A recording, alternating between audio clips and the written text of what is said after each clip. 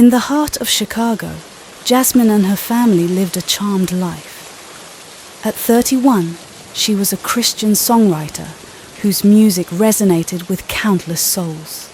Her husband, Jeff, was her rock, and their 6-year-old triplet girls brought boundless joy to their home. Their life was filled with love, laughter, and the sweet harmonies of jazz's songs. But the serenity of their existence would soon be shattered by an ominous presence that crept into their lives, manifesting itself in chilling ways. It began with strange occurrences, an unexplained chill in the air, flickering lights, awful smells, and eerie whispers that seemed to emanate from the walls of their home. Jasmine dismissed them at first, attributing them to the quirks of their charming old house. As weeks turned into months, the unsettling events grew more pronounced. The triplet girls began to speak of invisible friends with glowing eyes, visitors who would terrify them at night. The stories sent Jasmine into a panic, and an overwhelming sense of unease settled over their family, eroding their once harmonious existence. Sleepless nights and disturbing incidents strained Jasmine's relationship with Jeff. One evening, as she sat at her piano, trying to find inspiration for her latest song, the room turned fiery hot, and as Jasmine began to heavily heat up, sweat droplets coming down as fast as rain. The piano keys began to move on their own, playing a dissonant, haunting melody. Fear gripped her heart, and she stumbled back in terror, and things only grew worse as Jasmine's form and attitude began to shift. Her skin grew ghostly cold some days, and hellishly hot the others. Her face began to peel, and she'd wake up with bloody scars on her skin, and no matter how much she washed her long, dark hair, it appeared dirty and strewn all over her face. Her beautiful lips were swollen and cracked. Her teeth, no longer white, were stained. Her fingers were blistered. Her nails were dagger-sharp, and her eyes became vacant, almost hollow. But the worst of it all was that the naturally vibrant Jasmine became mute. She was ashamed and afraid to leave the house for fear of what had become of her, afraid to speak, because she didn't want the awful things that had begun to plague her mind to come out. So she hid in an empty room in the house, rocking back and forth, not writing, not singing, not eating, not sleeping. An evil had taken root in Jasmine and had laid hold over her entire life. She was a devout Christian and worked and made glorious music. Why and how was this happening to her? Everyone in the house was afraid. Jeff sent the girls away to stay with his parents for a while, and desperate for answers, he turned to their church and sought the guidance of Father David, a seasoned exorcist. As Jeff recounted their family's terrifying experiences, Father David's expression grew solemn. He recognized the signs of a malevolent presence that had slithered into Jasmine and their home. Father David immediately came to their home to begin the exorcism ritual. Jeff coaxed Jasmine out of the empty room, down into their spacious den, where Father David waited with bated breath. The atmosphere seemed charged with an otherworldly energy, and Jasmine clung to her faith, praying fervently yet silently for her salvation. But the hidden twist was about to unfold. As Father David rebuked the evil spirits from Jasmine and their home, Jasmine's mind began to unravel. Suppressed memories from her childhood began to resurface, memories of unimaginable abuse inflicted upon her by a priest from her family's childhood church who had been her father's best friend. At the tender age of 6, she had endured unspeakable beatings and cruel taunts from a man who was revered as a holy figure. Her parents had remained blissfully ignorant of her suffering, blinded by their friendship with the priest. Jasmine had endured her torment in silence, convinced that no one would ever believe her if she dared to speak out against the revered clergyman. She brushed her bruises off as accidents from riding her bike, falling over rocks or running into bushes. As Father David continued the exorcism, it became clear that the baleful entity haunting Jasmine was inexorably linked to the childhood priest's sinister spirit and the traumatic memories that had long been locked away in her mind.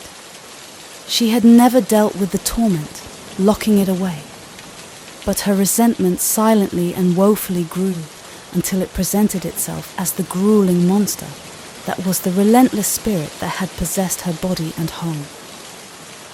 Jasmine's battle was now twofold, confronting the malevolent force and facing the agonizing demons of her past. With Father David's guidance and her unwavering resolve, she summoned the strength to confront both.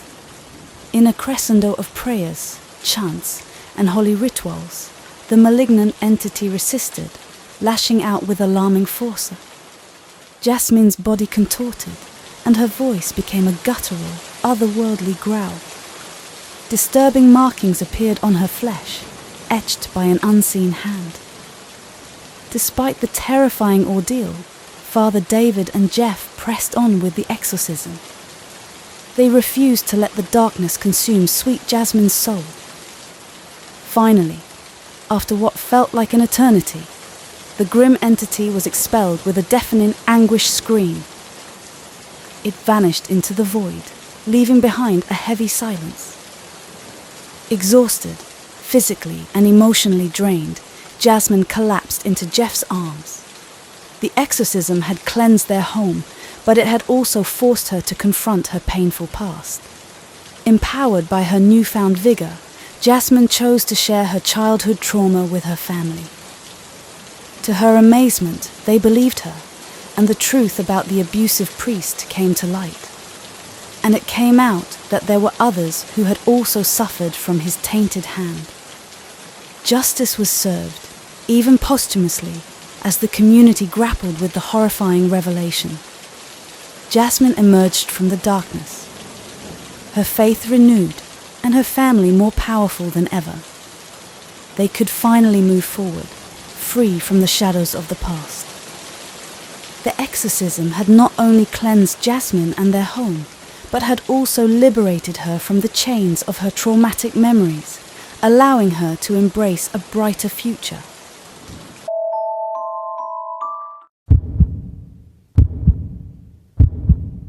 I had just finished my junior year of college, and the promise of a carefree summer stretched out before me. I am Andrew, 22 years old, popular, handsome, if I don't say so myself, and outgoing, really looking forward to my final year of college at NYU in the fall. I had decided to spend this particular summer at my parents' house, relishing the comfort of home and the familiarity of my always sunny hometown in the Florida Keys. The first few weeks were filled with laughter, late-night bonfires on the beach, catching up with old friends. It felt like the good old times, as if we hadn't missed a beat since high school. Life was perfect, and I was soaking up every moment of it. One evening, as the sun dipped below the horizon, casting long shadows across the lawn, a strange unease settled over the house. The air seemed to grow heavy, and chills ran down my arms and legs. I chalked it up to my imagination, dismissing the feeling as a mere trick of the mind. Days passed, and the unease persisted, lingering like an unwelcome guest. Strange sounds echoed through the halls at night, and the air grew thick and felt like ice, even in the stifling summer heat. I continued to try shrugging it off, focusing on my plans for the upcoming school year. But one night, as I lay in bed, a deep sense of dread washed over me. I couldn't shake the feeling that something was terribly wrong. I tossed and turned, my mind racing, trying to make sense of the creeping darkness that seemed to seep into every corner of the house. Unable to ignore my instincts any longer, I confided in my parents about the strange occurrences. They exchanged concerned glances, their worry mirrored in their eyes. My father, a man of few words, suggested we seek the guidance of a local priest, Father James. He was known for his wisdom and steadfast faith. The next day we gathered in the living room, awaiting Father James's arrival. His presence was reassuring, and I found comfort in the sight of the old priest, clad in his customary robes. As I recounted the unsettling events, Father James listened intently, his gaze never leaving mine. He nodded thoughtfully, a deep furrow forming on his brow. It was clear that he sensed something amiss, something beyond the realm of the ordinary.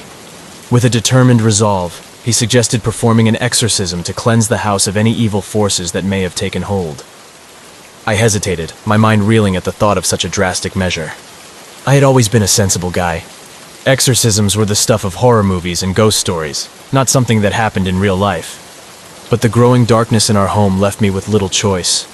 I agreed along with my supportive parents, eager to restore the sense of peace that had once filled these walls.